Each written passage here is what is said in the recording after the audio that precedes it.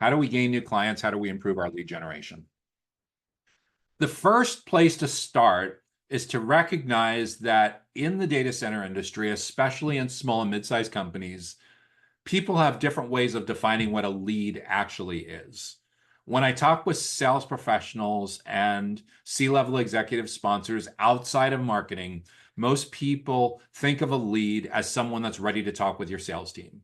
But after spending the last 30, 40 minutes together, you now know that people don't want to talk to your sales team until they're very, very far along in the journey. In most CRMs, customer relationship management systems, most marketing technology, sales technology, someone that's ready to talk with your sales team is called an opportunity or a sales opportunity.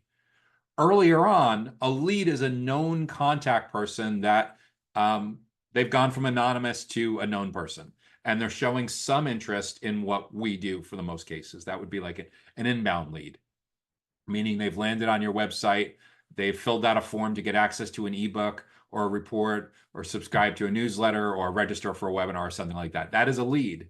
And we know that there's typically 28 touch points between complete stranger and purchase decision.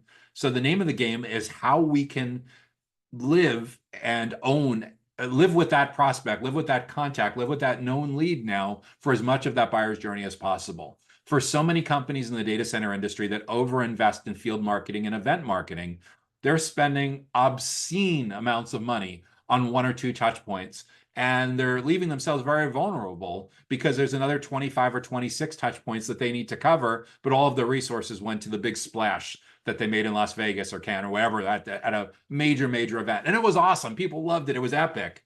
But they go back to their office, they go back to their routine, and they're still going to search, they're still going to social, they're still watching videos, attending webinars to try to figure out that problem. So we need to figure out a way to show up early and often, so we're in there for as many of those 28 touch points as possible to continue educating and building trust. So we need multiple opportunities to continue generating leads with them throughout for our most important buyer personas throughout the full buyer's journey. That's where having a full journey approach to all of this is incredibly important, as opposed to just showing up in the last 17%.